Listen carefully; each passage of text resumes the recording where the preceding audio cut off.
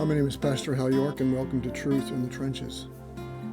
Today we're going to be in Proverbs chapter 4, verses 3 and 4, where we read this.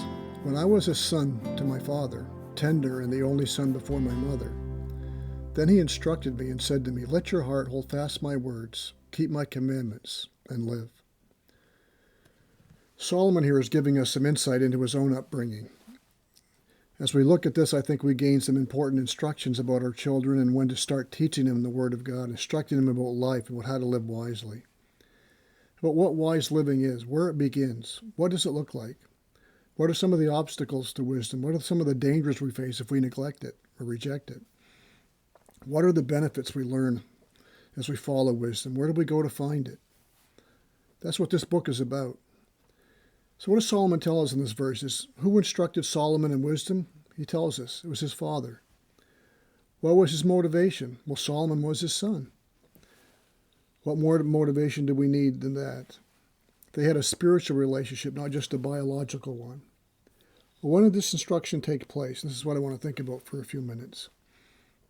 It started early in the child's life. He says when he was tender. That word tender means pliable.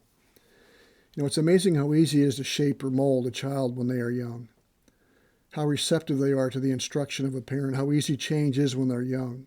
They're not set in their ways. Now, I've heard a lot of descriptions about describing teenagers, but I don't think I've ever heard them described as pliable. The older we get, the more set in our ways we get, and that's true certainly as adults. If you're going to shape a child's behavior, train their hearts, the ideal time to begin is when they're young. But how sad to see many parents give little thought to instructing their children in wisdom when they are young and wait until they are teenagers and wonder why they get so much pushback when they said we need to talk. Their teenage children have already made friends. They've already begun to establish the fundamentals of their worldview. They've watched parents live their lives. They've seen what's important. They've seen the value they put on things. And that's all playing a very important part in the person this teenager is becoming. But we need to remember a very important principle. The practice does not make perfect. Practice makes permanent. What do I mean by that? Well, using our illustration here as a background, training children. When children grow up in a home where they've seen little commitment to the church, constantly running down the church and people in the church, they've never seen the parent pick up a Bible, let alone read one. The attitudes in the home between husband and wife are far from loving and Christ-like. It seemed like just about everything was more important than church, and now they're going to lecture you on the value of church, the value of being with God's people. It's not going to fly.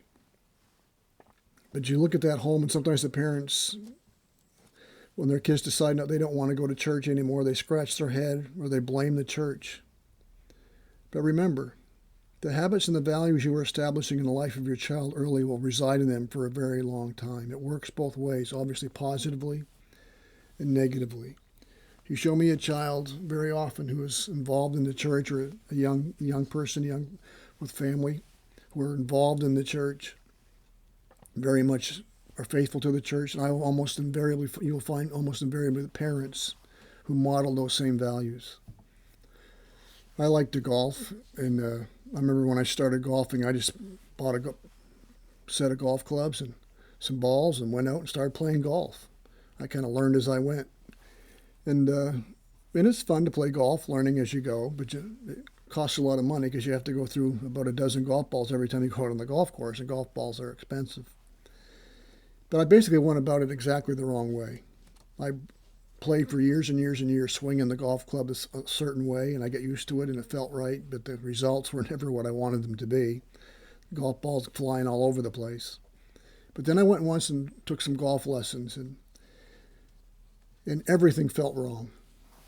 I had been so trained, my muscles had been so trained by swinging the golf club a certain way. It wasn't the right way, it was the wrong way, but they've been trained in that wrong way. And now the right way seemed wrong. But the more I tried it, and the more I did it, eventually I began to see the results turn around, and I liked the results. It felt wrong, but I liked the results.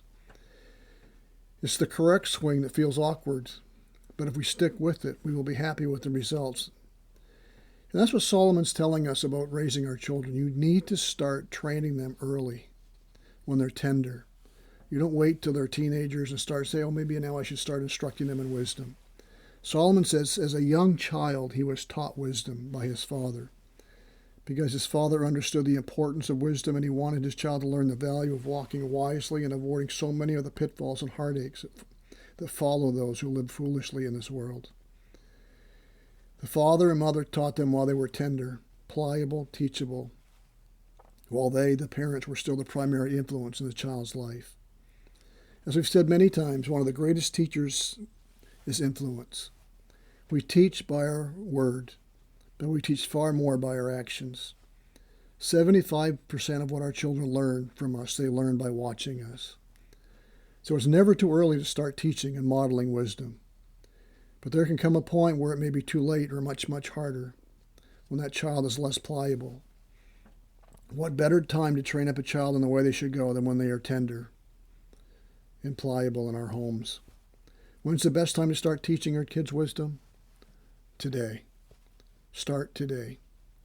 When's the best time for us as adults to learn wisdom, start learning wisdom? Same answer.